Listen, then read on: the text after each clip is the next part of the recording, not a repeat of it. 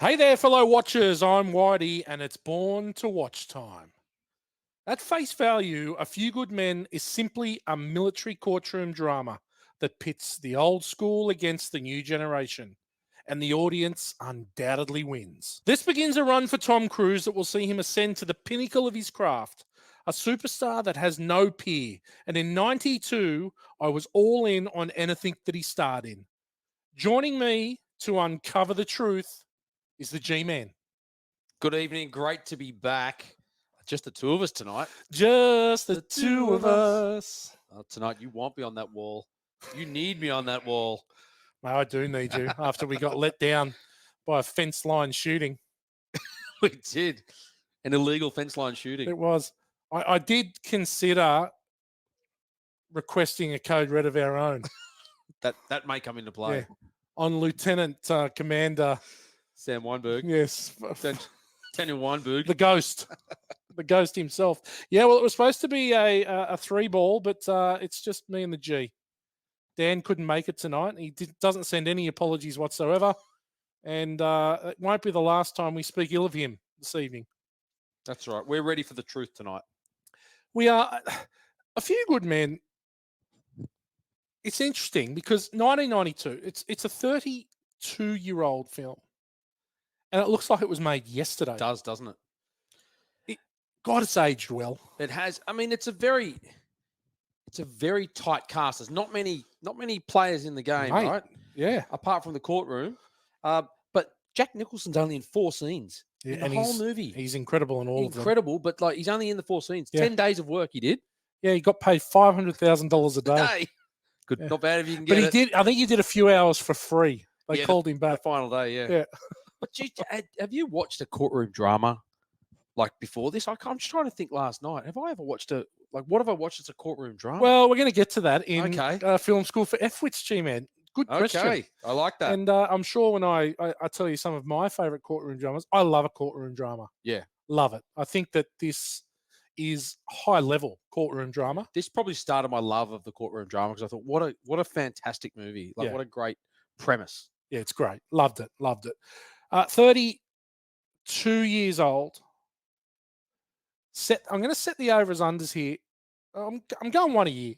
Going 32.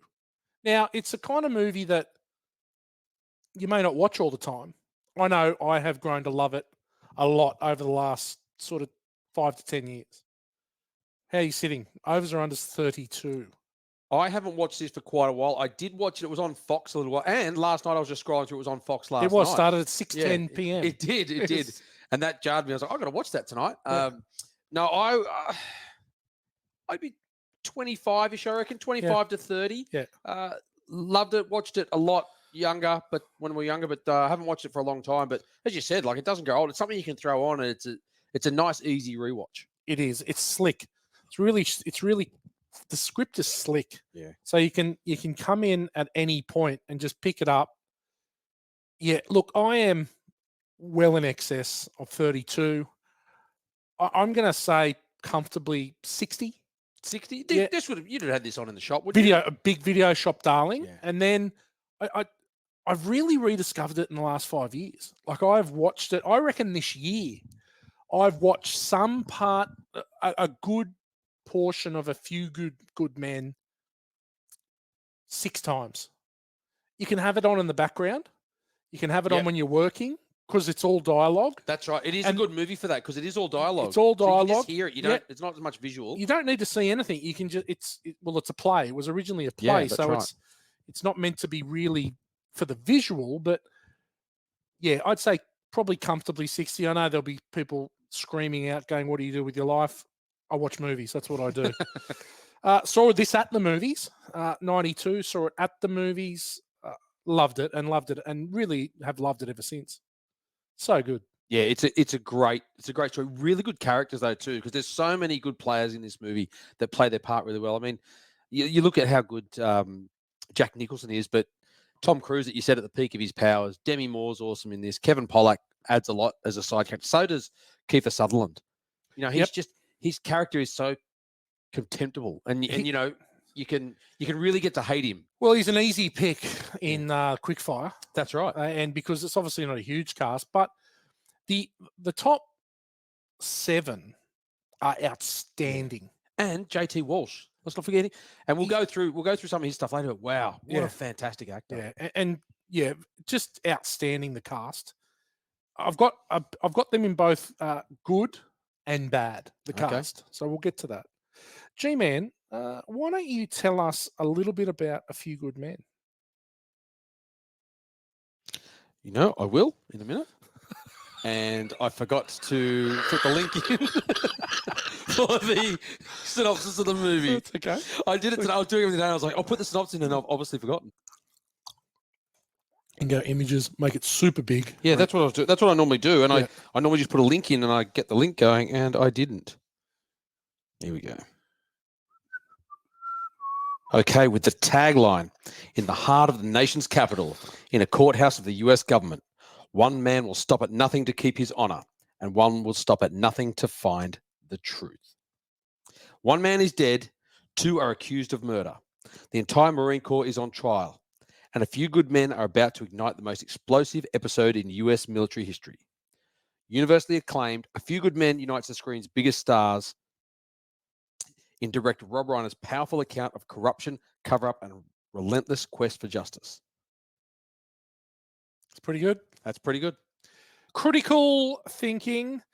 IMDb rates A Few Good Men 7.7 out of 10.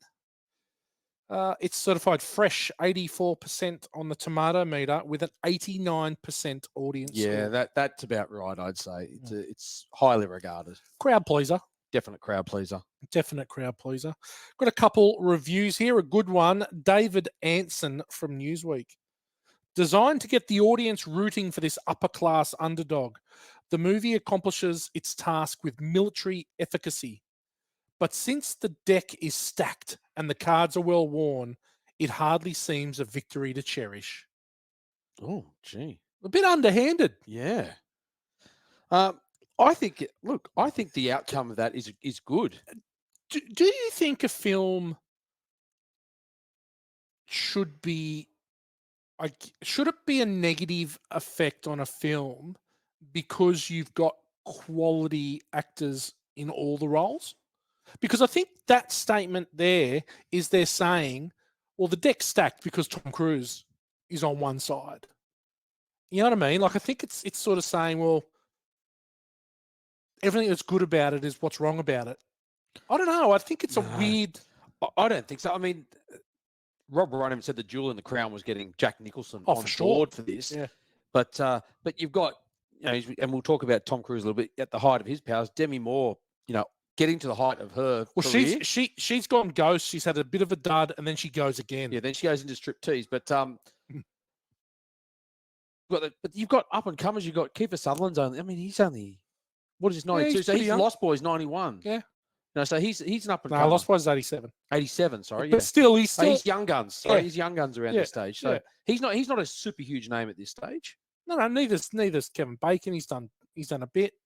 He's done Footloose. Kevin Pollock's done really nothing. Kevin Pollock was a comedian. We'll get to that. Yeah, and he's great. Everyone's great. I think the main cast is exceptional. A bad review. Jonathan Rosenbaum from the Chicago Reader. I'm usually a sucker for courtroom dramas, but Rob Reiner's highly mechanical 1992 feature kept putting me to sleep. Really? I find that hard to believe. Yeah, how does it put you to sleep? It's slick. It's 2 hours. It's just over 2 hours. Over 2 hours. 2 hours 15 or 2 hours 18, something like that. I don't find one moment that you can switch off in this movie. I think there's enough twists and turns in it. Markinson coming back, all that kind of thing. Yeah. It keeps going. Like it doesn't slow down at all. Yeah. And just when when they get caught on the stand with Loudon Downey and they don't know that he didn't get the he didn't get the order. Yeah. Like that's a great little twist. Yeah, you think they're screwed? Yep. They're screwed everywhere they turn. Yeah, that's right. They're on a hiding to nothing, right? Taking it on. Absolutely. And then Markinson sort of sorts it out for them. Absolutely. Well done, G-Man. Ordinary People. Well, we'll keep it tight this week because there's a few people to go through. We've already mentioned a few, but let's touch on Tom Cruise because we talked about him hitting the peak of his powers. But I'd like to do a little bit of 80s versus 90s for you. Go for it. Now, we started off, he's in Endless Love. That was his first movie. He's in Taps in 81 as well. And then The Outsiders. Risky Business in 83, then All the Right Moves. That's where All the right moves. that's where he really shines. That's where he becomes a big bankable star. But so there's your two big ones. Then you've got Top Gun 86, The Color of Money 86, Cocktail 88, Rain Man 88, Born on the 4th of July. And then you get in the 90s. Then you go Days of Thunder, Far Away, A Few Good Men, The Firm, Interview with the Vampire, Jerry Maguire, Mission Impossible, Eyes Wide Shut. Like, he's in some big movies in the 80s and 90s. His run from this movie, which is 92, which I believe is A Few Good Men and The Firm in the same year. Yes. And then he shoots... Well, they're a year apart. Yeah, and then he shoots to Interview with the Vampire. Yep. And then Jerry Maguire, and then he is gone. And he's the biggest star on the planet. Oh, massively. But just that late 80s run, look at that. Oh, for sure. Top Gun, The Color of Money, Cocktail, Rain Man. Yep. They were all massive. Massive hits. Days of Thunder was massive too. Yeah. Good old Cole Trickle. Mate, Tom Cruise, I'm going to ask it. He's the biggest star in the sky. Man, yeah, big. And then we get to later on, Les Grossman, cracker. Jack Reacher. Well, what he's become effectively, he's either Ethan Hunt. Yeah. Or he's some other... Well, he's really only been Ethan Hunt for a long time. Well, he did Jack Reacher. And he did American Made. That's a good movie. Yeah. That's a great movie. Great movie. And look, he's a great actor. We've talked about him ad nauseum about his... and we do get a bit of his fake drunkenness in this movie. Yeah, it's awful. Morgs would love it. He would love it. But he's such a good actor. We do talk. I do really have a soft spot for Night and Day. We do. I do mention Night and it Day, every time with Cameron Cameron Diaz. Diaz, good movie. Which may have been Cameron Diaz's last movie. But yeah, look, Megan. We were watching it last night, and Megan said she just made the comment of, "Oh, I can't believe he doesn't see his daughter." And I go, "Oh, yeah. Well, I guess he's the Scientology thing is really restricting him." I've left the crazy Cruise behind. The guy that jumped on the couch. The guy that was a bit of a lunatic for that, real lunatic for that couple years. I've moved on. Yeah, I don't know if he isn't not just a lunatic, but they just manage what comes out now. Well, mate, I think I'd love to really do a deep dive on Scientology because there's one of two things.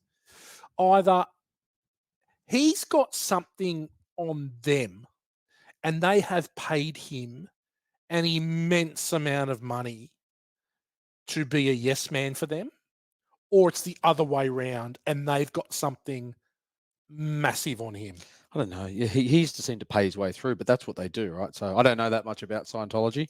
No, I'd like to really do a deep dive though. I've seen a couple movies about it, a couple docos. Yep. They're crazy. Yeah. Legitimately crazy. Yeah, full on. It's full on. Yeah. All right. Who's next? Okay, let's keep moving. Demi Moore. Yeah.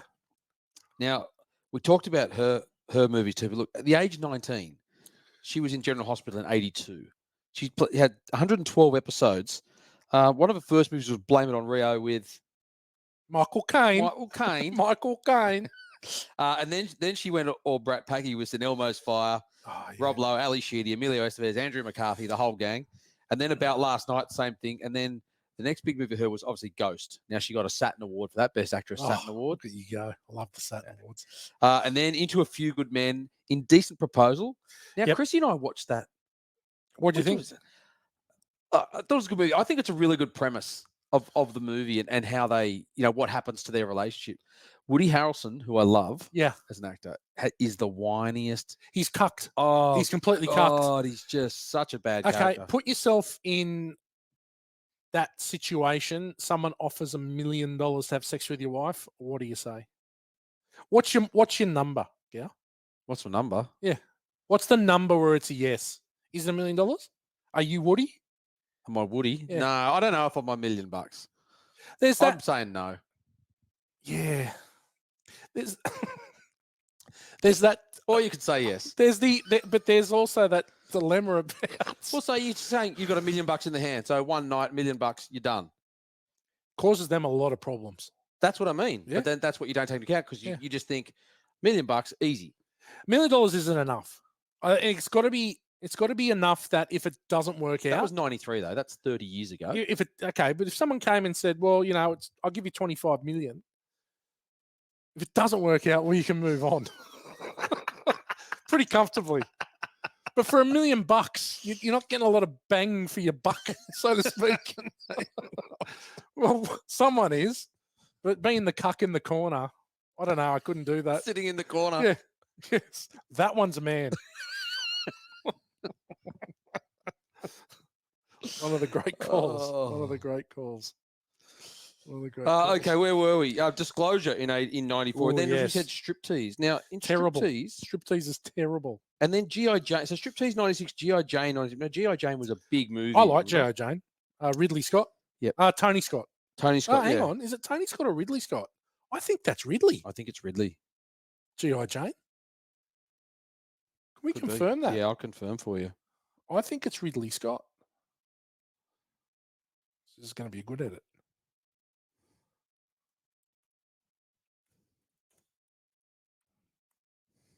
Ridley Scott. It is. Okay, there you go. Yeah, there we go. Yeah, Ridley Scott. Great. Viggo Mortensen as a absolute asshole. Yeah. But gets panned a bit, G.I. Jane. I really like it. I think it's not bad. It's a good movie. I quite liked it. Yeah. She's great in it. Yeah. She looks good. She's absolutely stunning. Viggo Mortensen was good. What's the one where he's the driver? The Green Book. Green Book. Yeah. I watched that not long ago. Geez, that's a good movie. Yeah, with Mahershala Ali. He won the Academy Award for that. Yeah, they're both awesome. They both act really well in that movie. Yeah, it's a good movie. But anyway, look, she was the highest paid actress in film history at that time, earning $12.5 million for striptease. That's how big Demi Moore was back then. Well, she was big. She certainly, there were parts of her that were big, real big. Like you can see that she's on a sort of Pam Anderson trajectory with the enhancements. Well, she did the nude cover, Vanity Fair cover, not long after this when she was pregnant with Rumor, I think the middle kid. Okay. I heard a rumor. But Striptease is awful. It's one of the worst movies ever made. I'm pretty sure Damo loves it. Yeah, he would. Well, I'm sure it got a lot of people through the gate being called striptease, right? Got a lot of people through the gate, that's for sure. That's when you run one through the gate, that's for sure. Or a few getting run through the gate. Yeah. So look, for this movie, she negotiated her $3 million asking price down to $2 million. It was a hot role. Yep. Because there was Jodie Foster, Linda Hamilton, and she needed Michelle another Pfeiffer? hit. Michelle Pfeiffer might have been another one. Yeah. So she actually negotiated that down because she wanted to get the role.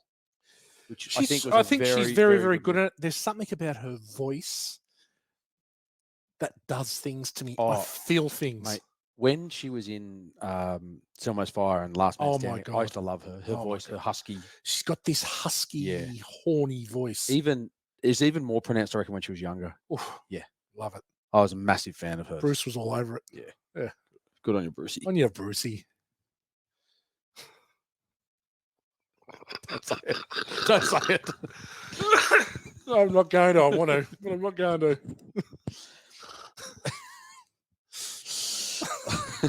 Have to edit that. All right, let's move on. John Joseph Nicholson. Now, we talked about him JJ a while ago when we did The Shining. Yep. And this week, sad news. Shelley Duvall. Shelley Duvall passed away. Mate, it's been a huge week for deaths. Yeah. Shannon Doherty. Shannon Doherty passed away yesterday. Yeah. Bloody Richard Simmons. Did he? Richard Simmons died. Richard Simmons died as well. Yeah. And the child actor from Alf. That's and the also one. Dr. Ruth. Remember Dr. Ruth, the sex therapist that was 600? Oh, yeah. And she was saying, back in the Stone Age, I used to suck at the cock. And that's what it did. She gone. I'm pretty sure she's gone. Oh, God. Yeah. It's a big week. It was a big week. Big week for Dr. Ruth. I'll just confirm that. 12th of July, 2024. Dr. Ruth. She's gone. Oh, big week for. There's not been a week like this for celebrity deaths in a very, very long time. I didn't know about Richard Simmons either. Yeah. I'll just confirm that one as well. I'm pretty sure I saw a photo of it. How good was he? Richard Oh, mate, he Simmons. he'd be 13th of July. wow. Yeah. He's one of Morgs' founding fathers, isn't he? Like Morgs, the jazzercise. Oh, for sure. Morgs would love Leg warmers. Yeah, Striped leotards. yeah. Big for Morgs. Morgs have been all over that in the 80s. Morgs all over it tonight. Probably at boxing. He might be. Jazzercise. If he's not too tired from working on the land, throwing watermelon rinds out to the chickens. Mate, he's a primary producer. He's a dick. That's what he is. Move on.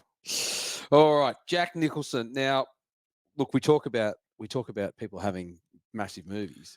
Wow, Easy Rider, Best Supporting Actor nominee in 1969. Chinatown, Best Actor Oscar nominee.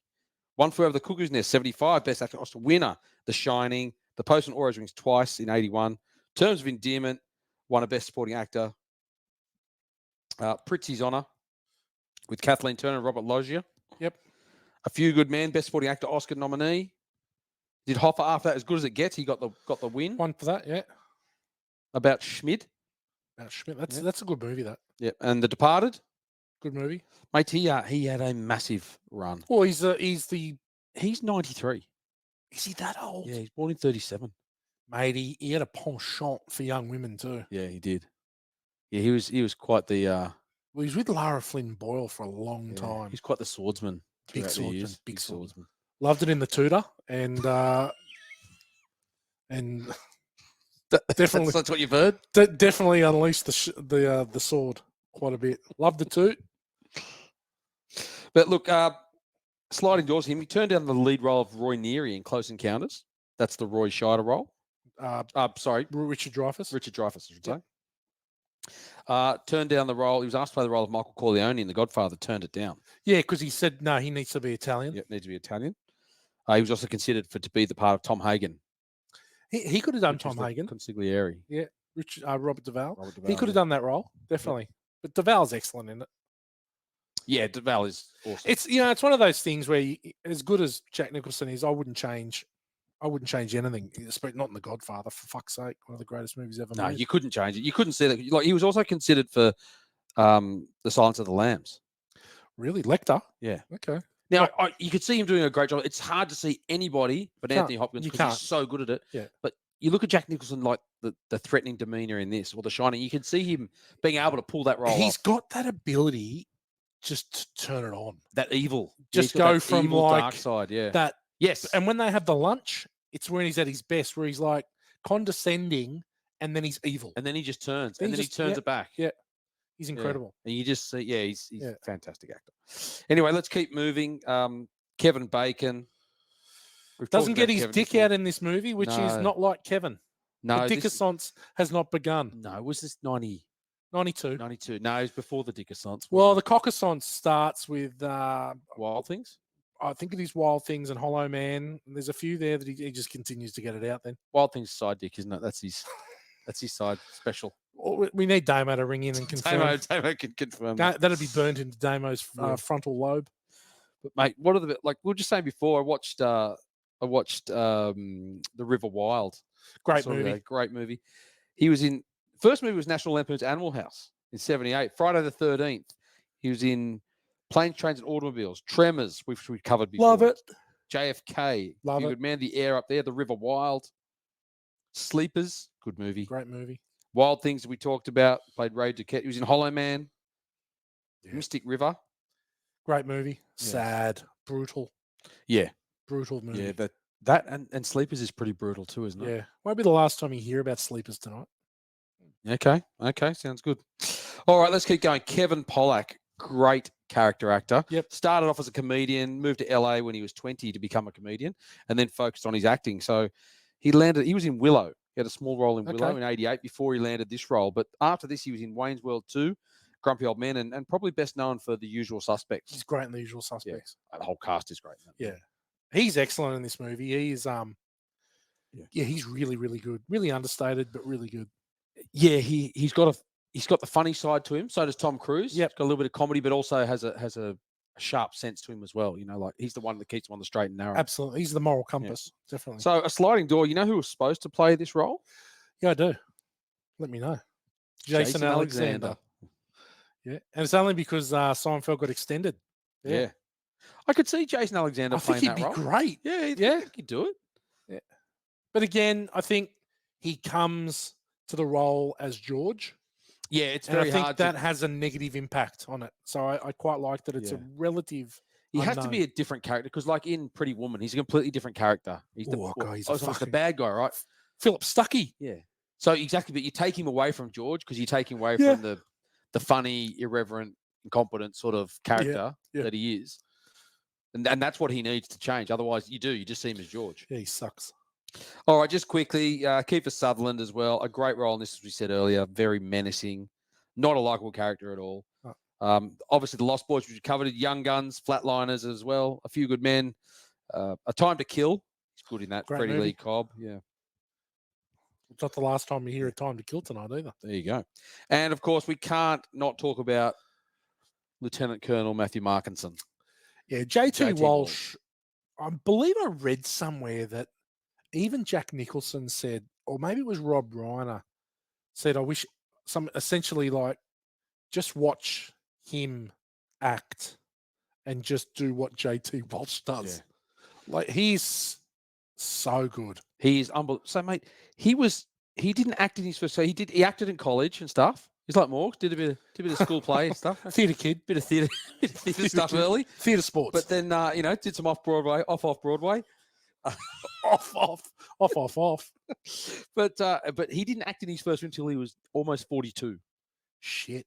So and he passed away in his 50s. So he packed in a ton of movies in that time. So he was in Good Morning Vietnam. Yeah. 87. He was in Tequila Sunrise. Yep.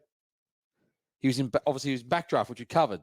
Alderman Swayzak. Yep. A Few Good Men. He was in Hoffa again with Jack Nicholson. And Jack Nicholson actually, I think, dedicated his award to him because he passed away. Yeah, he did. Long after that, so he dedicated his award to. He was in Sniper. Oh, Tom Berenger. Yep. He was in Contact, The Client, Nixon, Executive Decision, Sling Blade, Breakdown, which we've covered. Good movie. Again, Kurt Russell. Two degrees of Kurt Russell. There's 4 degrees of Kurt Russell. Okay. There's Tequila Sunrise. Yes. There's Backdraft. Yes. There's Breakdown. Yes. And there's Executive Decision. Oh, of course. That's the best. That's the best ever. Can't be beaten. JT Walsh is the king. He's the king of Kurt. There's a great movie that he's in, The Negotiator, with Samuel L. Jackson. Yeah, a good movie. Yeah. Adam Grant Goober, great fan of the podcast, loves it. Yeah. Mate, he's such a good actor because he was never a star in any of the 40-odd movies, whatever he did. He was never the star. He's a great character, side actor, supporting actor, but fantastic. Even in this role, so good. Yeah, he's unreal. Yeah, he's unreal. And of course, early roles too for Cuba Gooding Jr. Yes, in The Courtroom, and Noah Weil. Yeah, from ER. Did 254 episodes of ER. Holy shit! Yeah. He was in the whole thing. The whole fucking thing. Well done, G man. What about budget? Box office. Right. Well, let's have a look at that. Domestically, 141 million. Internationally, 95 million, for a total of 236. Budget was 33 million. Did 15.5 on the opening weekend. Okay. Yep. Opened in over 4,000 theaters. Yeah, it's a hit. And did 10 nearly 11 weeks run average. God, it was good back in the days where you could go to a movie when it's been in the theater, like after 2 weeks. Yeah. And they'd still be packed. Remember going seeing movies 5, 6, 7 weeks into a run, and there'd still be like three-quarter full cinemas. It's always good because people would go see it early, like you, and then tell you whether it was worthwhile going to see it. Then I'd go see it again. That's right. Yeah. My most favourite one of that is when we ended up seeing Saving Private Ryan together, and I had already seen it, and you were going in, and I'd seen it with Megan. And we'd come out, and you were going into and so I just walked back in with you, and sat at the back with you. Yeah, mate, what a great movie to watch in the cinema! Oh, brilliant! Could you imagine watching it? I was like, that was freaky. And that time I saw it was the third time I saw it. Really? Saw it with Morgs when it opened on the day at George Street Cinema. Saw it on that must have been a Saturday or a Sunday. I saw it early with Megan, and then you were going in, so I went in and saw it with you.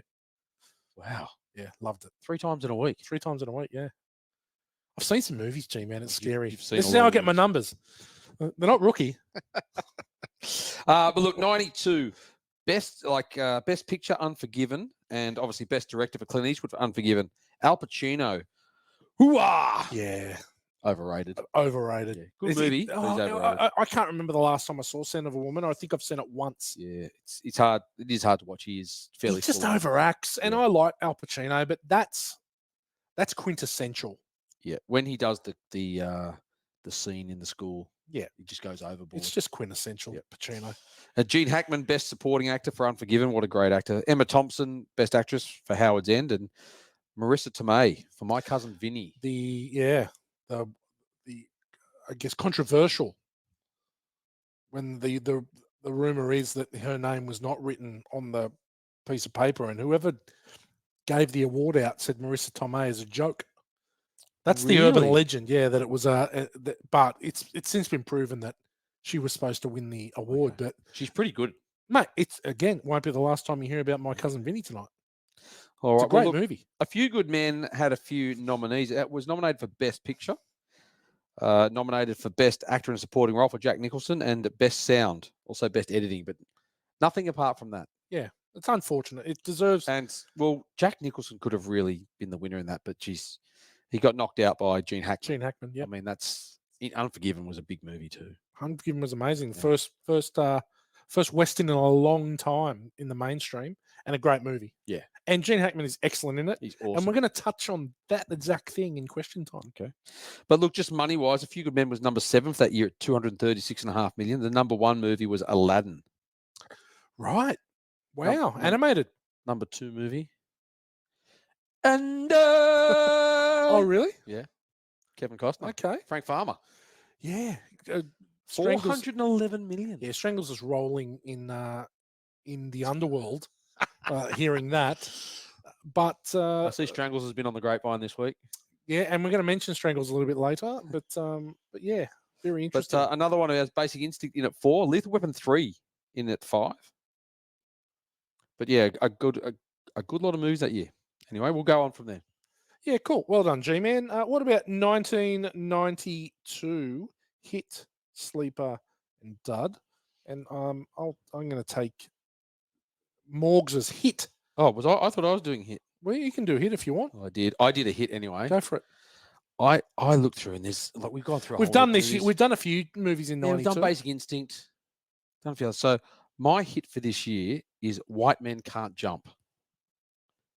2 basketball hustlers, Black Sidney Dean and White Billy Hoyle, joined forces to double their chances of winning money on the street courts as well as in a tournament. I loved this movie when it came out. Yeah. Obviously, that's when we used to move a little. Rosie Perez gets a Norgs out. Yeah. But that's a tick. Just the whole, I think, again, because it's a different style of movie. It's, it's about basketball. Yep. It's about those two. It's the way they bounce off each other, all the trash talk. I thought it was really, Woody Harrelson said before, It's since unreal. been remade. It's awful. Yeah, I wouldn't. And I've refused to watch it. I don't think some of those movies you can go back and remake. You can't capture that. It was so quintessential 90s, that movie. It was. Yeah, and just he was such a dork, Woody Harrelson, in the movie, wasn't he? Just so thick. But like again, it frustrates the shit out of me. You've gotten yourself out of trouble. That's what I mean. And that annoys me so much. And that's the great character flaw. Although in saying that, like, it's not a bad thing letting Rosie Perez go. She's a nightmare. She was a bit tough. She was a nightmare. What was the song? Can't remember what the song was. She made him sing. Oh God, I don't know. Anyway, all right, that's my movie. Anyway. Okay, well, look, I had another one because I thought I was doing hit, but anyway, I've also got a dud.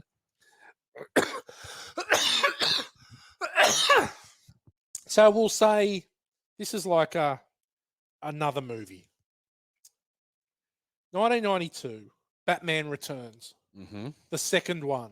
Now, G-Man, you and I saw. Did we see this down with Roy Mustaka? We saw the first Batman together in 1989. Yes, welcome to Batman. That's it. And obviously, Batman's my guy. Everyone who listens to the podcast knows that. But the first one was very dark. This one took the darkness to another level.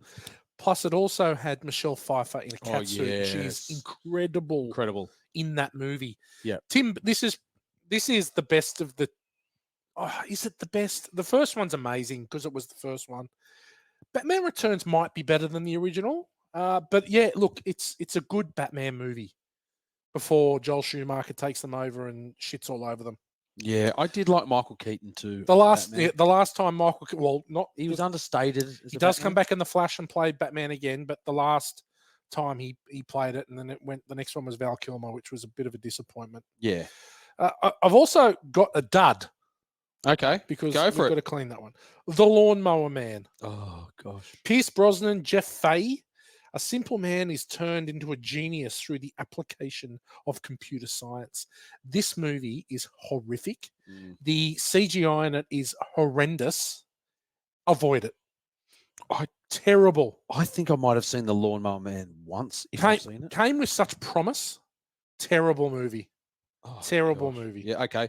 Avoided. Yep. Avoid it. Well done, G-Man. We're rolling through. It is question time.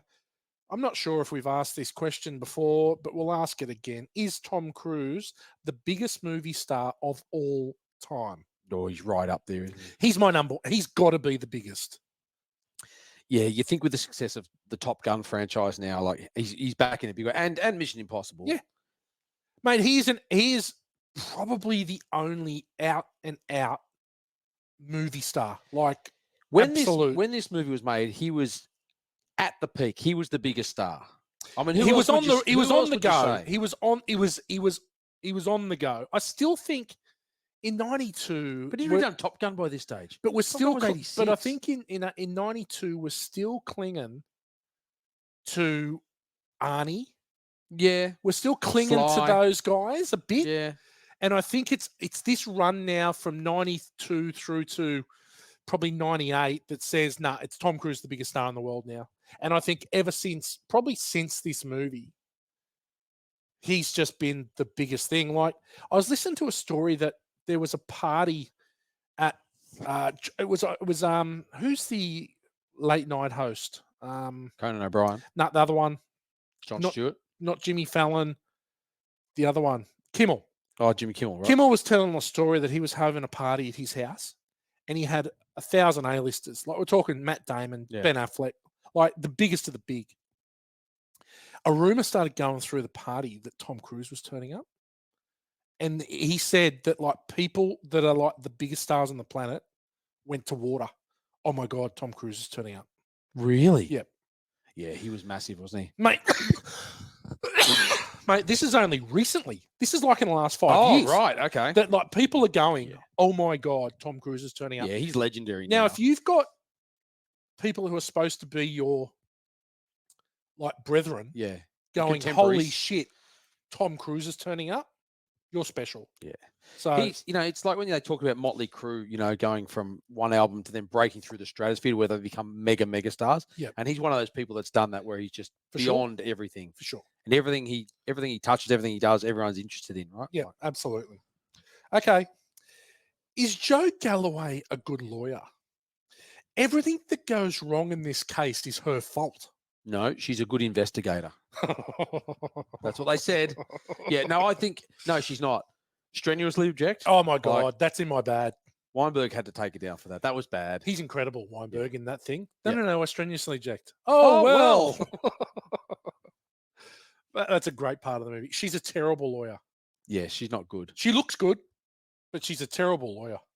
If they didn't have Kathy in there, that goes south for her. Oh, for sure. Yeah, but she got herself into it, and got herself as co-counsel.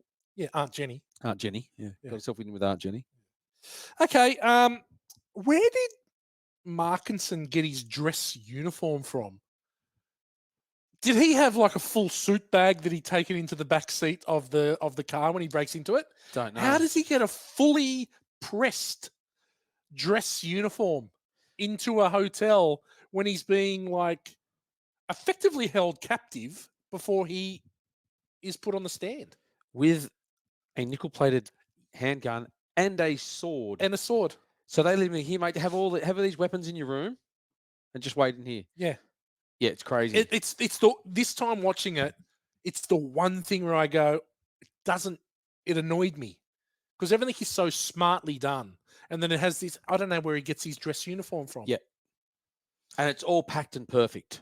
Oh, it's beautifully Pristine. pressed. Yeah. It's pristine. It seems very odd that Yeah. he'd have that. It does.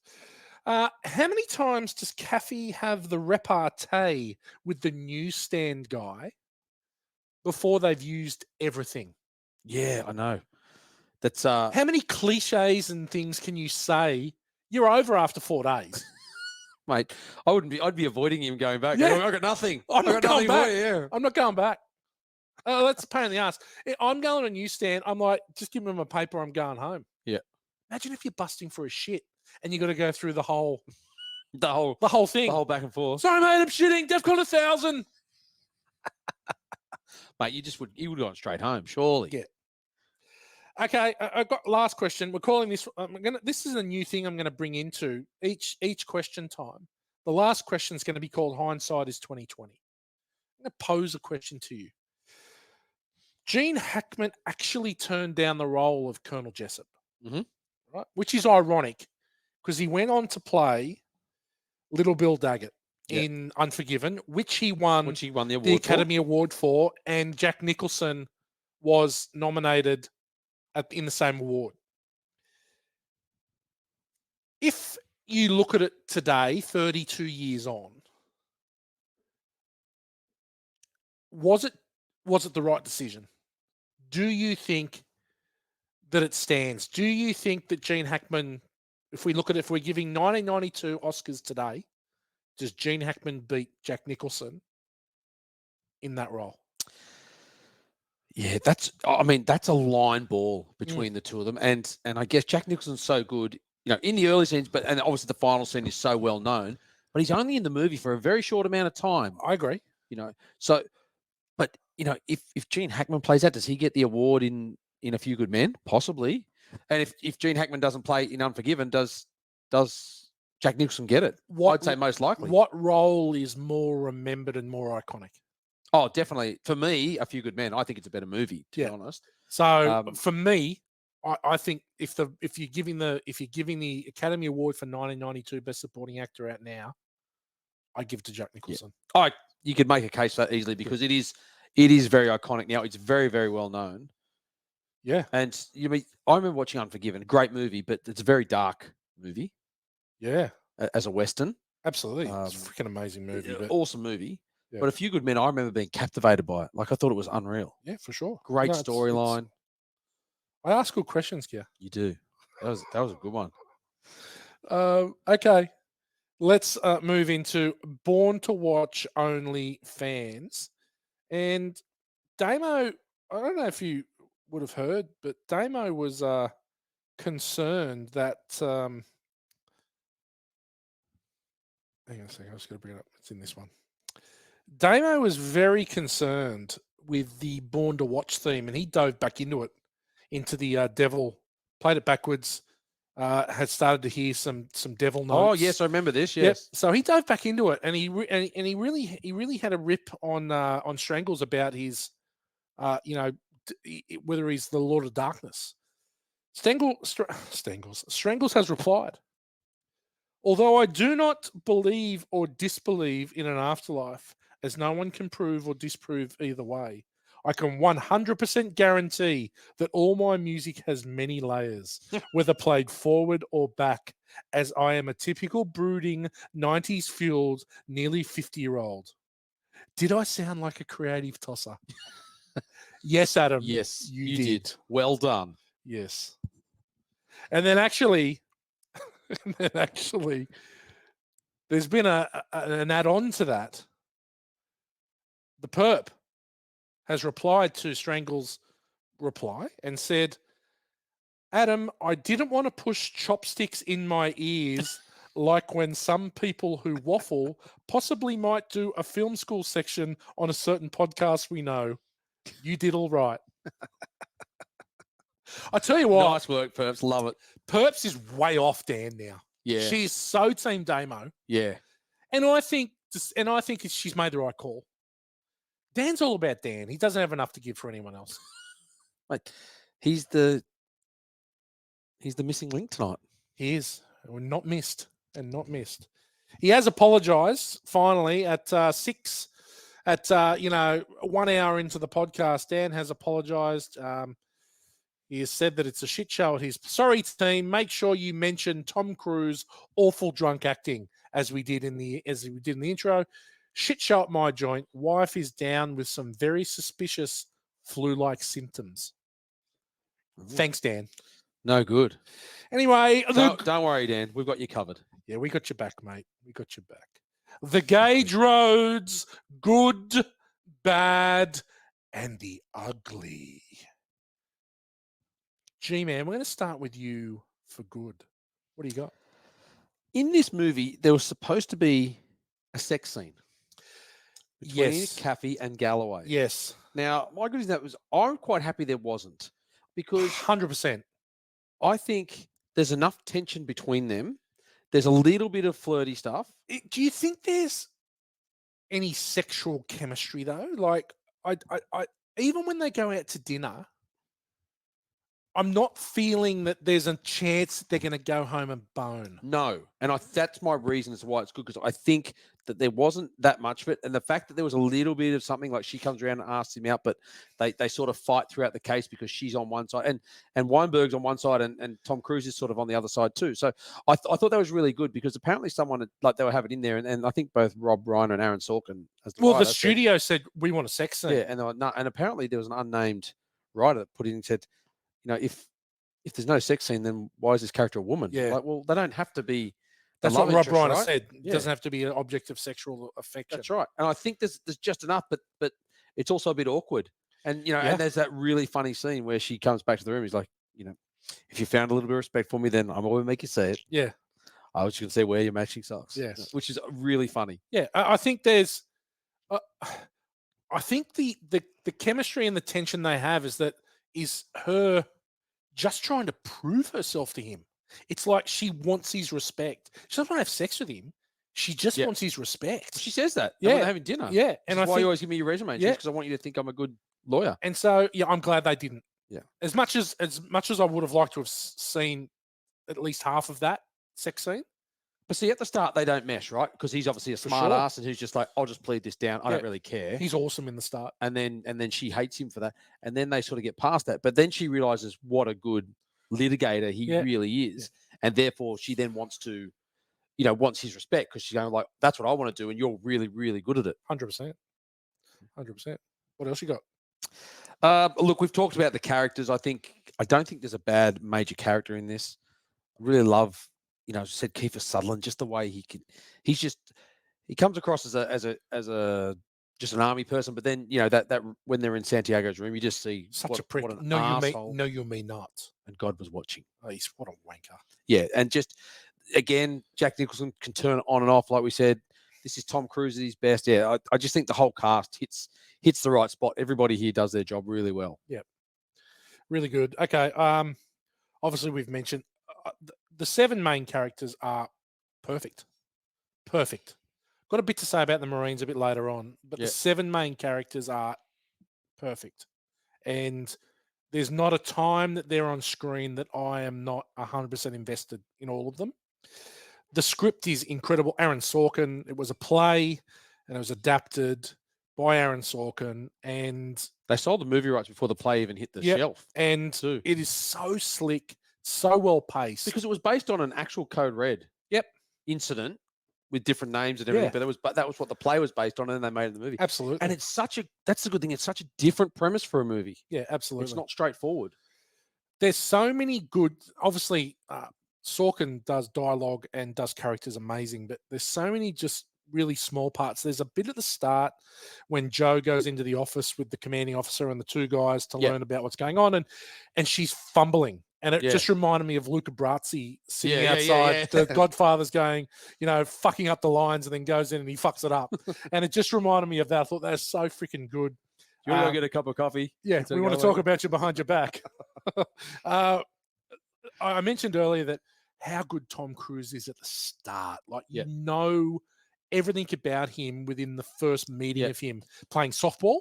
He's sharp. He's a bit of he just does what he wants. He's a bit of a player. Bit of a player. And you get it. But he's so good at playing that character. And even throughout the movie, even the smug little smiles in the courtroom to Jessup, like he can just see you can see how he would get under someone's skin, right? That's exactly what he's trying to do. Yeah. He's trying to rile him up. Yep. We see the invention of the Sorkin walk and talk, which he Yep. becomes The famous. courtroom. Yep. So there's a bit where him and Kevin Bacon are walking down the hallway. It's in every one of any Aaron Sorkin movies now, The West Wing, everything. There's the walk and talk. It's well known. He effectively created it, whereas usually you would cut to a new scene, whereas he just adds that walking down a hallway. Yeah. And this exposition or the script, it's fucking incredible. It's in motion, yeah. Yep, really, really clever. The first Jessup lunch meeting, where which culminates effectively in, you have to ask me nicely, but before that, about the blowjob call, about that, I'll just have to wait until they vote someone as the president. And the chuckle from Kendrick is unbelievable. Like, Kendrick's the only one at the table that laughs, and he's off screen. You don't even see him. And it's just his chuckle there. I go, fuck, that's good. Because Evans already said he's such a sycophant. I think he's a weasel too, but he's a damn good officer. Yeah. You can just tell he's like right up that alley, right up Jessup's alley. The soldier. Possibly my favorite part of the movie, and obviously you've got the monologue and you've got you can't handle the truth and all that kind of stuff. But before that is when Noah Wiley's on the stand, and Danny Caffey's doing the cross, and the code red. The code red. And he says, well, where's the mess hall? Can you show me? And he goes, well, and he goes, I just follow the line at chow time. And Kevin Bacon's, the look that he gives, like, fuck you, is so... But he smiles. He's like, you got me. And it is so... And it's just the subtlety in this movie, the more you watch it. But that's what he says when he goes, great on afterwards, the misdirection. He goes, great on the misdirection. You got me. Like, yeah. And so that is so freaking... It's just so clever. And then obviously the last 30 minutes, the courtroom scene is incredible. The last 30 minutes especially just keeps going. There's a couple curveballs in there that they have to fix. It culminates with, I'm going to poke your eyes out and skull fuck you. And it is just incredible. But the bit I liked about that too was that it's that little end twist where they're not guilty, but then they get dishonorably discharged. And you don't see that coming. Yeah, you don't see it. And you're like, oh, and they're gutted. And then the realization, well, that's what you're in the army for, to fight for the people that can't fight for themselves. Yeah. And that's what you didn't do. And it's like, that's a great little twist at the end that Dawson gets that. And he's like, absolutely right, I get it. Yeah. But also, Jessup on the stand, I really noticed at this time, his neck, his collar is sweated. Yeah. Like, he is under the pump. He knows that he's like, he's fucked. As soon as he asks him about the phone calls, you can tell. You see the eyes rolling. He's like, He's got me. He's got me. It's like, so clever. Ask these questions. Yeah, it was really, really good. That's all I got for good. Look, the movie's great. There's 1,000 more things. Well, that can I switch into my bad Go for that? Because I'd like to say the same thing. Is that Jessup's about to be made commander of the Pacific Fleet, right? He's a smart guy. He's got plenty of connections. He's made his way up. And then the fact that a few questions can rattle him so quickly. Now, I understand the movie's got time constraints. We can't have a 4-hour movie, but I think they could have made that play over a longer time. Like, it was a couple of hours, because there's not a court case where he's going to walk in and in 5 minutes, he's going to ask a few questions and he's going to just give it up and go, you can't handle the truth. This is why I do it. Like, that would take to me, that's going to take a long time of drawing him out. And someone that's a good litigator is going to have to finally break them. Not 5 minutes of chat and then. And I think that's just purely because of time, it's right? Just that we movie. do that. I just think they could have like made that overtime and sort of said, we're going through it. It's good, and made it go over a couple of hours. I agree, and I'm going to tack onto you there with just one of my bads, and we can go back to you. Why would Jessup confess? Right. That's what I mean. It's too quick. But in general, why would he confess? Surely someone's taking the fall instead of him. Surely his arrogance isn't so supreme that he thinks that he can say that he gave the order to kill this kid, even though he didn't give him the order to kill him, but he gave the order to do this, knowing the implication. Surely he denied. He was not, but he did. He denied everything. Yeah. And they always said he's super smart. You don't get to this level unless you do this. Like, he's obviously a good operator, mate. But then they turn him, and then he's like, "What is this? I don't understand what's going on." I was like, "They made him out to be dumb." He's like, "I just got to go back to my base now." I'm like, he's he's a commander. He would know Yeah, full no, well it- exactly the implications of what he's just absolutely, done. Right? absolutely. And then they make him out to like he's just been snaveled up by this young hotshot. Yeah. I was like, yeah, just to me, that whole thing needed to take more time. Agreed. That's what I think. Look, another thing I had was, I don't know if you noticed in the courtroom after that when they all leave, or in the days before that, they go, all right, we'll recess till tomorrow, and the courtrooms, it's like a high school, American high school where the bell goes, and everyone just bolts out of class. Yeah, there's like 30 seconds later, there's only 3 of them left in the room talking. Like nobody gets up and has a chat, talks to anyone else. They all just get up and file out of the room. Yeah. I noticed this on watching it going, it's really funny because they're always talking in these rooms alone. Yeah. Where all these, none of the family come over and talk to them afterwards and discuss and like when they get at the end, when they get like sentenced, the families just walk out. yeah, they walk out. I'm like, And then they go, I got to take these guys with me, and they just go, oh, okay, off you go. surely Aunt Jenny's is having a go. That's right. Yeah. That you think she'd come over and she'd be hugging, would be talking to them? No. And then Yeah, I've got some paperwork. We've got paperwork. And then Kevin Bacon goes, I got to go arrest Kendrick, and just walks out too. Yeah. That was it. Yeah. So I found that Good call. very, very funny. The other one was, I don't know if you noticed, you talked about the hotel room and when he went in. Well, it's a motel room. It's a shithole. Yeah, it's a Motel 6 or whatever. Like, Yeah. and motel being that it's outside doors. Yes. No, it's not an but when he walks down the hallway, there's an interior There's hallway an interior door. Yeah. where they're all standing going, oh, you're working late tonight. I was like, you've gone from a motel where the door, you can see the doors Yes. to a hotel hallway. So I just noticed that. And that is funny. the true definition of a motel and a hotel. Yeah. A motel has external entry doors, and a hotel has internal. That's right. Internal entry doors. Yes. Now, this bloke is also a massive witness in a massive case where the American, let's say the whole cause on trial, and they're throwing him up in a Motel 6. Yeah. The government. I tell you what, with a few guys down. Come there's on. heaps of people there though. Yeah, there's 6 people. He's There's got heaps 6 of people people. outside the room. Right. And they just left him in there with his guns and his swords. The only other quick one I had was when they did the camouflage thing. Like, oh, if people see the white suits, then they may think you're someone away to take a shot at. Yep. When no one's driving them. But then they leave their white hats on. Now, Yes. obviously they're a movie Yes. target. They're very Yes. hard to get. But like, Yes. still, I was like, but if someone says, I see a white hat, I'd they be must like, be wearing a white shirt. Off. White hat, white shirt. Exactly. Yeah. So why leave your hat on? Yeah. I thought about that too. I was chuckling. Look, you really. It's funny though. Like this, I think I reckon this is more this shows how good this movie is that we've found like Yeah, you got to find little the things. minutest You things. got to find little things. Oh, and for me, it's more about some corny moments. The bad, but the first thing, I'm not sure what it's like now. I'm sure it's changed a bit, but God, it must have been rough being a female in the military. Yep. In her position, I'd love to hear from the perp on this, being a military woman and going and spending some serious time there. It must have been hard, really, really difficult. Flat tops. Oh. Kevin Bacon's flat top, and it's a bit of a floppy flat top. Mate, it's a high. Yeah. It's got a lot of vanilla ice about it. It does a Very bit. vanilla icey.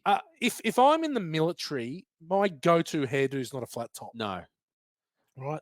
Not a boof top like that. We've already mentioned the strenuous objection. Yeah. Like it just, and I know it's a character flaw and arc for her, but it's so corny.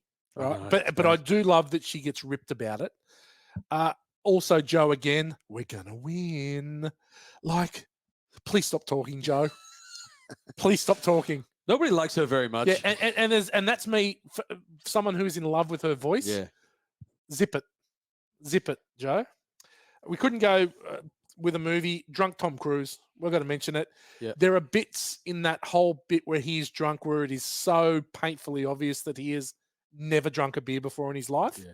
He has never been drunk in his life. Do you want to know what I don't get? Is that he yells at her and she storms out. Yep. And then Weinberg talks to him and he goes, right. So then they drive off after her and Weinberg's in the car and he's not driving. Yeah. So Tom Cruise is apparently drunk, but his sober mate doesn't get in and drive the car. Yeah. And not only that, and this guy's a lawyer. So I was like, They sit and talk for quite a while. Yeah, she's out in the rain for a fair bit. But she's like 8 meters down the road. You, Lieutenant Weinberg.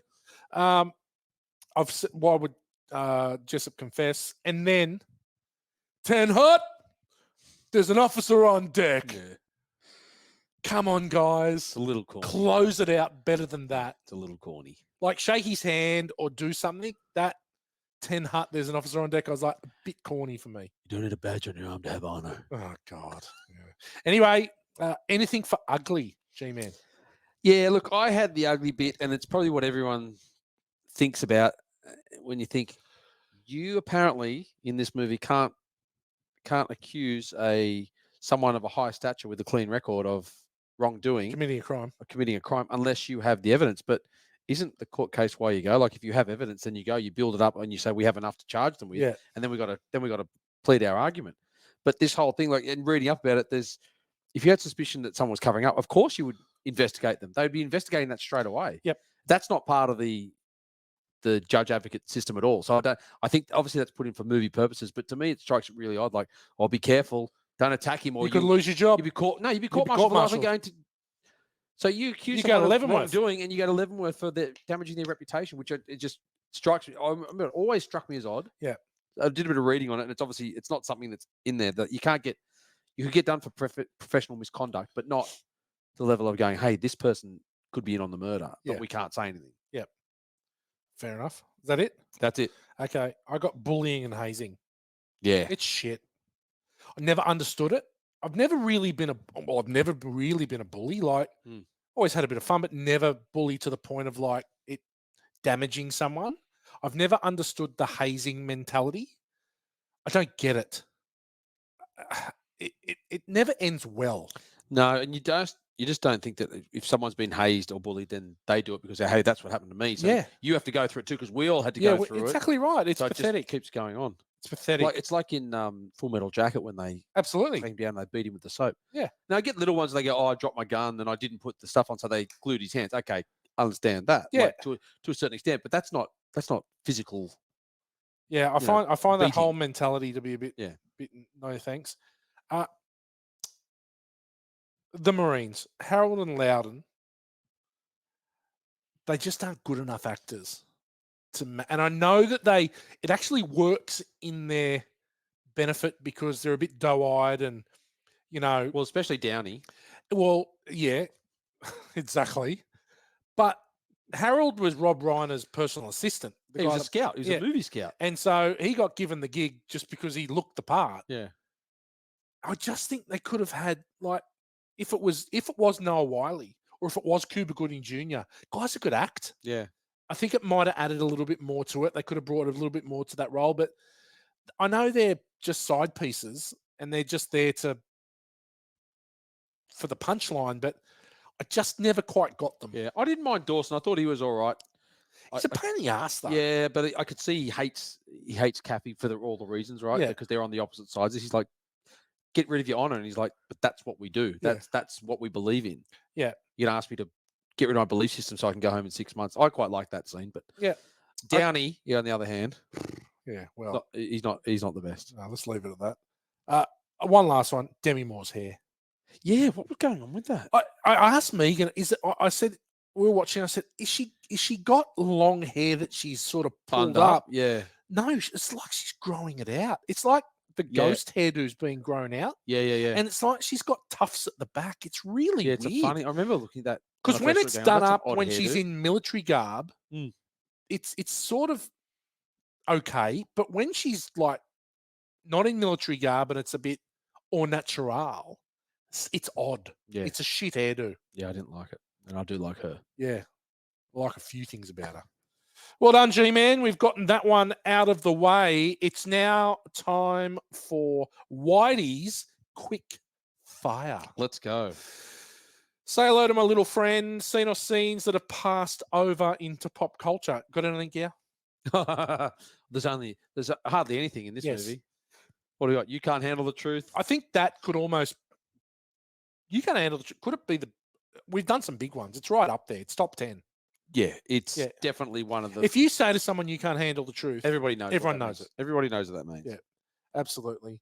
Philip Stuckey or Burt Young award for biggest dick character.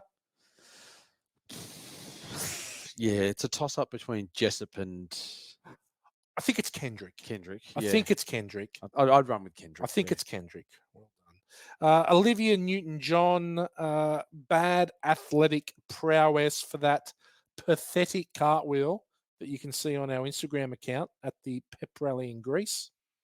Got anything? Don't know. Is Tom Cruise any good at hitting a baseball? He's not very good, but the No. guy he's Oh, the hitting it guy's into to literally can't field it. He's got feet for hands, doesn't He he? does. So I've got the guy Caffey's hitting balls to at softball practice. Yep. That'll do it. Okay. Aliens, Robot, Sentry. Any extra scenes we think we needed? No, again, I think they could have fleshed out the final scene a little bit longer. I know the movie's already 2 hours; they can't do it, but I think they could have gone a little bit more on that. I reckon they could have taken 5 minutes from the movie somewhere else and given it to the cross-examination of Jessup. I agree. There's 5 minutes they could have taken out when they were going to the base or doing something where they didn't need some of that exposition. Good call.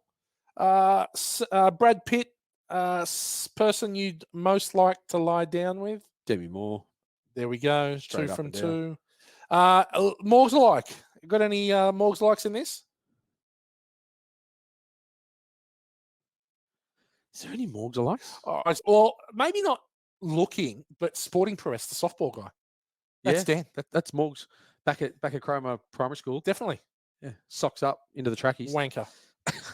We've crushed it. 5-minute movie doesn't count.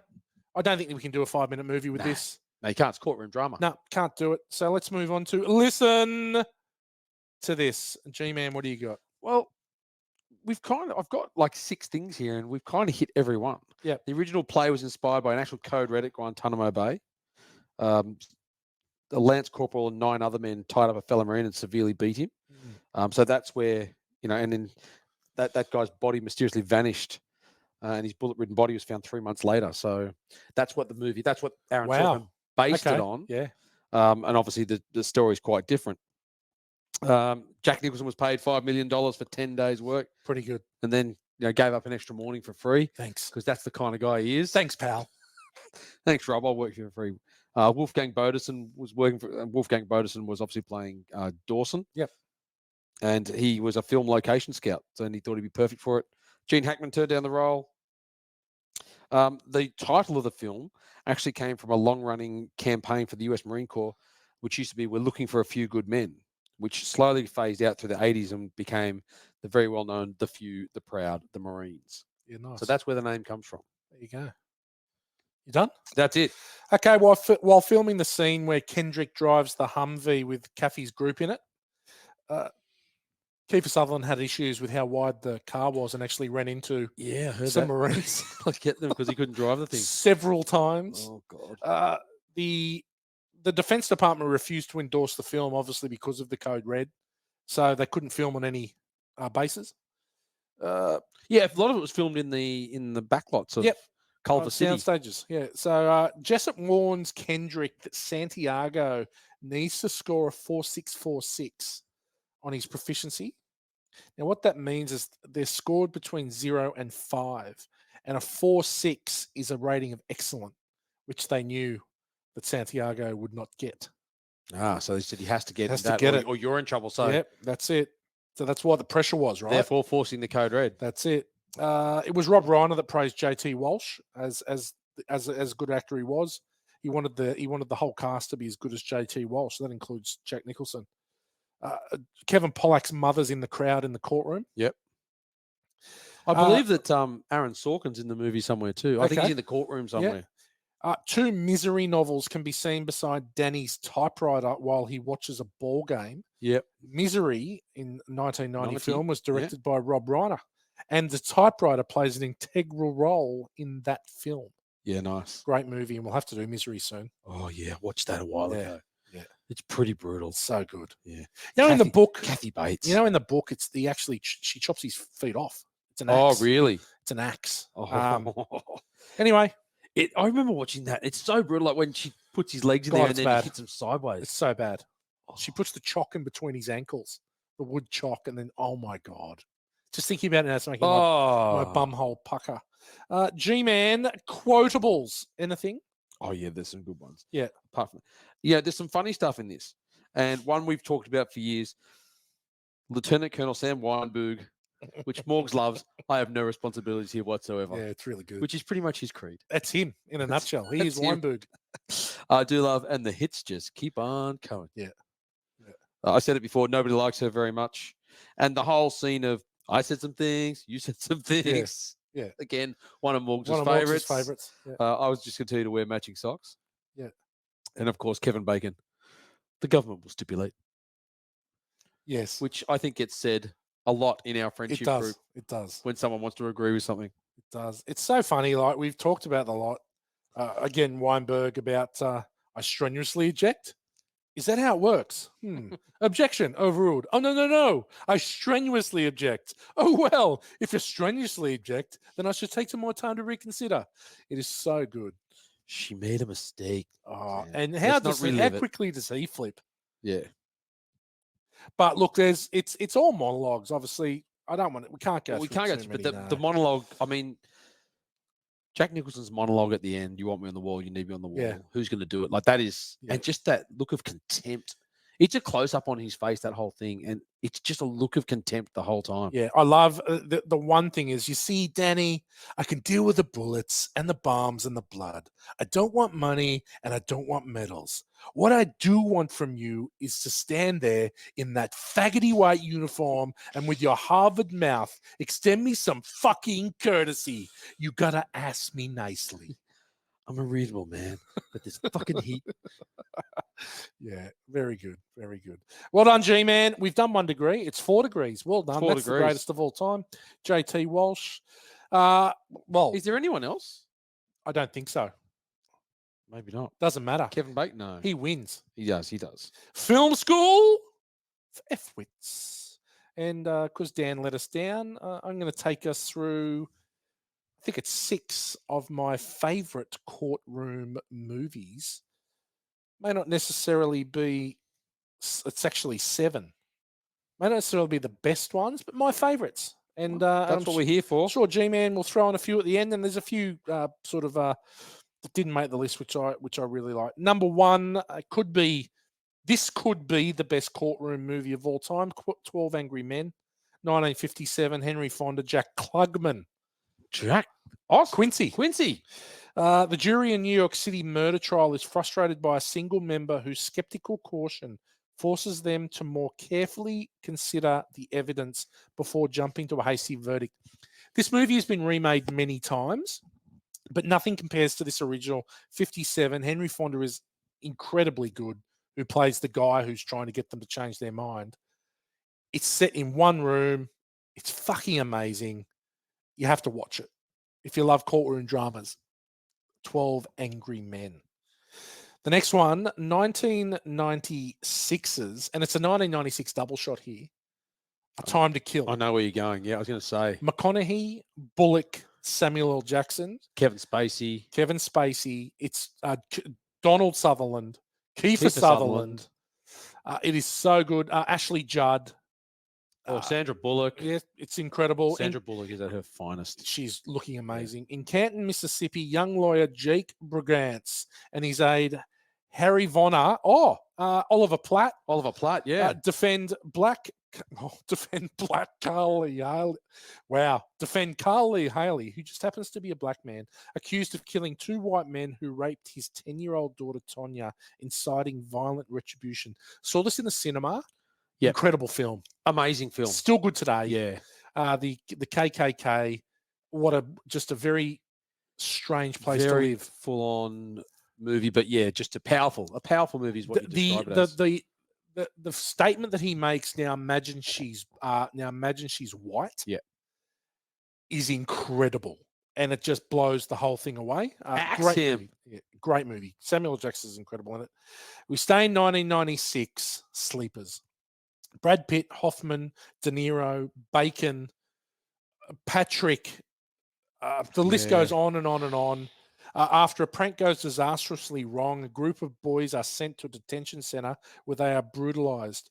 13 years later, an unexpected random encounter with a former guard gives them a chance for revenge. Billy Crudup, it is so good. Brad Pitt plays one of the boys who becomes a lawyer, and the twist in this is so good. Now Bobby's an uptown lawyer. Yeah. Danny's a medicine man. Blood on blood. Yeah, no, Sleepers is a cracker. Great of a movie. Hard to watch, but really, really good. Going back in time, 1982, The Verdict, Paul Newman, Boston courtroom drama. An outcast, alcoholic Boston lawyer sees the chance to salvage his career and self-respect by taking a medical malpractice case to trial rather than settling. Paul Newman is incredible in this movie. Old school, 82. If you've not seen it, do yourself a favor and go and watch it. It's excellent.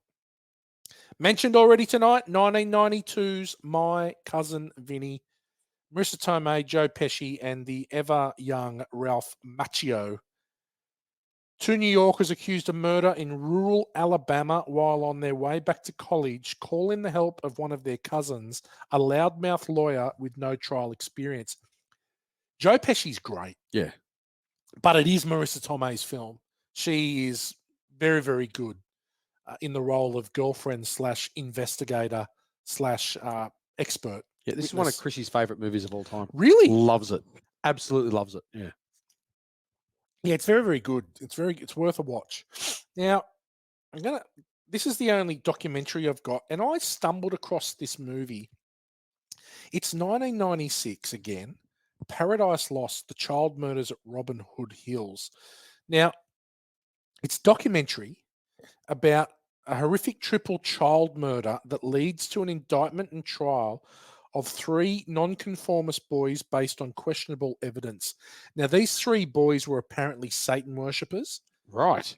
And these guys, there's actually a trilogy of these Paradise Lost movies that take in the trial and the retrial and the appeals and all this kind of stuff. And these guys go to jail for a long time under very, very questionable evidence, where there are so many, I guess, benefits of the doubt that are ignored. Mm-hmm.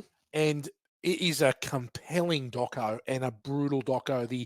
The stuff that they go into, the detail they go into, and the stuff that you see about this trial and the murder of these 3 8-year-olds is brutal, but it's such a, like, you can't take your eye off the screen. It's compelling. And there's 3 movies that's since done. Peter Jackson then did one as well, which was on them as well. And they since, because of all this support that people got behind them, they got released. Found not guilty, and they got released. Or they weren't found guilty. There's a law that if they admit their guilt, that they can be released. Right. And so they've sort of done that. But it's incredible. Have to watch it. Really, really good. The last one gets mentioned a lot on Born to Watch. 1991's JFK. Now, we talk about the monologue in A Few Good Men. I think it's only equaled or if not beaten by Kevin Costner's magic bullet monologue that he does. His monologue goes for like 22 minutes. And he stands there and it's just him. And he's just explaining the magic bullet and his theory. And it is incredible. And if you've not seen Oliver Stone's JFK, go and watch it. It may be... It's long. It is long. It's 3 hours. And it also may not be true. But I'm telling you what is true.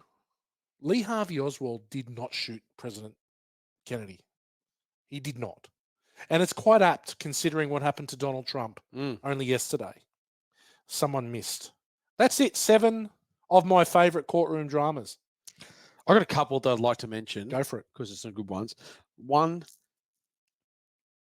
Ed Norton. Oh, yeah, for sure. Primal Fear. Primal Fear, yeah. Now, Richard Gere's in this as well. Richard Gere's obviously really good. Yeah. But that whole twist at the end, that shows you how good an actor that Edward Norton is. It's his first role. He's incredible. And he's amazing. Yeah. And it is such a good movie that twists you at the end. And it's such a shame that the allegations of him being a dick to work with have kind of curtailed his career. It's killed him. Recent years. Yeah. Yeah. he's kind of been blackballed. Yeah. So that's the word. But what a fantastic movie. Yeah. Yeah. In the Name of the Father. I've only seen that once, but I remember Great movie. Daniel Day-Lewis is obviously everything he does. Pete Postlethwaite. Pete Postlethwaite. Yeah, he's as well. awesome in it Yeah. when they're stuck in jail. What about The Lincoln Lawyer? That's another good one. I haven't seen Matthew The Lincoln Lawyer. Mate, you'd love it. Yeah, It's really good. Okay. You should watch it. The It's other on one, Netflix. the other one I really liked, and it's not a documentary, but it's a real life story. The Hurricane about Reuben Carter. Good. Yeah, it's a good movie. And obviously the Bob Dylan song. Yeah. That is a fantastic story. Yeah. As in, it's so bad that he was wrongly convicted at that time, but just what they went through to try and get him out. It's a really good story. Absolutely. The other one I had was, where is it? Philadelphia. Yeah. Very, very powerful movie. Hanks's first Academy Award. 93. So taking on a subject that was very, very volatile at the time. As good as Tom Hanks is in that, I think Denzel Washington is his equal. Yeah. Because he is in a incredibly unique position as a character and what he has to deal with. Yep. And the whole AIDS thing. Yeah, and the whole ignorance about it. Back then, it was very volatile. Like people didn't know a lot about it, sure. and that there was a certain way that people thought about it, and that led to a lot of that chaos and fear. And absolutely. So that was. I remember that was a really, really good but hardcore movie. The only other one I'll mention is a great Aussie flick. Shoot Straight, You Bastards. Oh, Breaking Morant. Yeah. Yeah, really, really good girl. Very, very good movie. Yeah. Mate, there's about 12 really there, good courtroom movies. Watch any of them and you'll love them. Well, it's the Festival of Whitey tonight, and I'm stepping in for Dan for kick-ass credit song. What have you got for us? It's called Code Red. Of course it is. Yeah. And I wrote this as I was relaxing this afternoon. Not sure how it's going to go, but let's see, mate. Let's see. Life as a Marine is never as it seems. Can't run the 5 miles, you'll be cleaning a latrine. Is he sick or is he not? The company doesn't care. What no one really knows is his heart needs a repair. Running and dropping and falling behind. He wants to get out. He claims a fence line. Jessup's had enough. The rat has to learn. There's nothing in the SOP, the rules he will spurn. Code Red. 2 men are given an order. Code Red. Can't let him get to the border. Code Red. They'll shove a rag down his throat. Code Red, won't let him get on the boat. Code Red, you can't refuse they can't refuse they sposes. Code Red, it's lactic acidosis. Code Red, it didn't go to plan. It will only end in weakening a nation as Jessup takes the stand. That was awesome. Gosh, you packed a lot in there. There's a lot in there. Yeah. I do love your rhyme with acidosis. How good is that? You get something out. I was like, I've got to get acidosis in there. That was good. That was very good. Good tune. Code Red. Code Red. I love it. Yeah. Anyway, there we go. Kick-ass credit. I tell you what, it's come back. Kick-ass credit. I think we had a bit of a lull there for a bit. That's back. But you've had a hit. You had a hit last week. Yeah, good song. It was a hit. It wasn't a good song. It was a legit hit. And that's not bad. We're getting there. That Code Red was good. It's a good tune. It's all right. We'll get there. We're getting there. We're back. Obviously, Strangle's up the ante on us. So slide into star of the show. This is a tough one. It is tough. This is a tough one. It is tough, yes. Because I think that the easy choice is Jack Nicholson. I'm going with Tom Cruise. I think that he carries the film the whole way through. And whilst Jack Nicholson is amazing for 4 scenes, I think it's Tom Cruise's movie. I think it's a passing of the torch. It is a little bit, and Tom Cruise, as in Top Gun, can play that smug, cool guy, that sort of character, and he nails it. Yeah, and he's a fantastic actor. Like let's not kid around. 100%. Weirdo, but fantastic actor. Yeah, 100%. But yeah, I'll go with you on that one because if he's the linchpin to this movie. Yeah, he's the linchpin. Okay, well done. Very, very ably supported though by a stellar cast, quality cast, and a great story. Quality cast. The Rank Bank. Got a few here, G-Man. Love a bit of feedback from you. Superior officer blowjobs. I knew that. Why did that one be first? Had to be first. Awful drunk scenes. Yeah. All-time courtroom confessions. Ghosts. Pickup privates. Magical baseball bats. Code reds. Nickel-plated suicides. Tower Chief logs. I like. Oh, what can we do there? Let's go with. What's the middle one you said that I liked? Well, superior officer blowjobs. That was the first one. Ghosts. Code reds. Nickel-plated suicides. I think it's got to be Code Reds. Let's go with Code Got to be Reds. Code Reds. Okay, G-Man, are you ready? Yes. Okay, how many Code Reds are you giving A Few Good Men? Great cast, great ensemble cast, great story. Really enjoyed the rewatch. Definitely would watch this again anytime it's on. As you said, it's an easy flick to have on in the background, even if you're not concentrating on it so much, because it is dialogue based and you can follow that story. I'm going to give it 4 Code Reds. Good call, gal. I am all over you Ooh. with 4 Code Reds for A Few Good Men. It's an 8 out of 10 movie. It's It is. every day of the week. It is so rewatchable. It is so easy to pick up at any stage of the movie. You can watch it in the background. You can sit down and watch it. My daughter, my 10-year-old daughter asked what movie we were doing tonight. I said, A Few Good Men. She said, can I watch that? I said, absolutely you can. I think a 10-year-old can watch that. Oh, yeah, I think definitely. it's a bit highbrow, but I think that she may get some enjoyment out of that. Yeah. Now, would she prefer to watch that or prefer to watch Blended with Adam Sandler?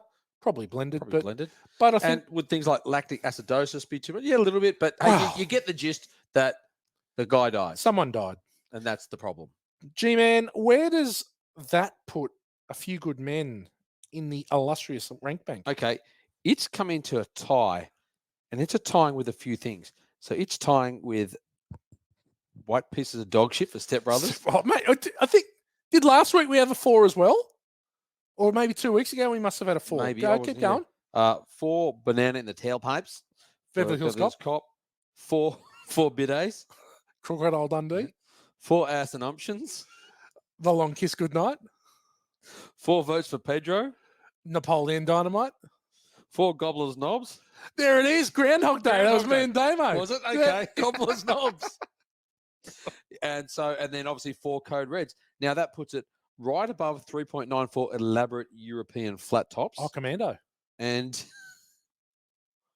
right below 4.02 fellatio bears. It's The Shining. For The Shining. Oh, another Jack Nicholson. Yeah, there you go. So that is into equal 46th spot, we'll say. Oh, good. Top half. Top half. Top half. Well done, Where it Rob deserves to Reiner. be.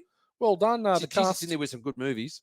Well done, the cast of A Few Good Men. You played hard, done strong, played well. Yeah, nice work. That's where it should sit, I reckon. I'm disappointed that it's not superior office blowjobs, but it's hard to go past Code Reds. Now, we could do, if you love this, but we've just sprouted off 12 courtroom dramas. So refer to 2 segments ago to those 12 movies. Yeah. JFK. That might be my future on a plane trip. You got to watch JFK. Might be on a plane trip very soon. Freaking amazing. So good. G-Man, the 2-ball or 4-ball has come to an end. We've gotten through it again. We had a bit of fun, had a bit of a laugh. It was good. Good movie to review that We're one. getting good at this. You know, people keep letting us down and we just have to pick up the ball. And it's really just about you and me, really. We smashed it. We are the originals. You and me, you. This is how this started with you and me. It was a 2-ball. We went and shared a bucket of popcorn at Top Gun Maverick and a what do you call them? A Sundae? Yeah, absolutely. Choc top. And we're still here 117 episodes later. I couldn't believe I looked. When did we do we did The Shining last year? Long time ago, man. Feels like it was a few months ago that we did that. I can't believe that we've done 117 episodes. It only feels like yesterday that we did Jaws for our 100th episode. Yeah, it does, doesn't it? It only feels like yesterday. Crazy. Since 2022. They're tackling on, mate. Yeah, we're here to stay. And I'll tell you what, we've got some good movies coming up, people. Why don't you just give us a little snapshot into what's coming? Because next week, it's the Demi Moore double shot. What have we got, G-Man? Next week, you guys are going to Oh, my love, Yeah, my Ghost. darling.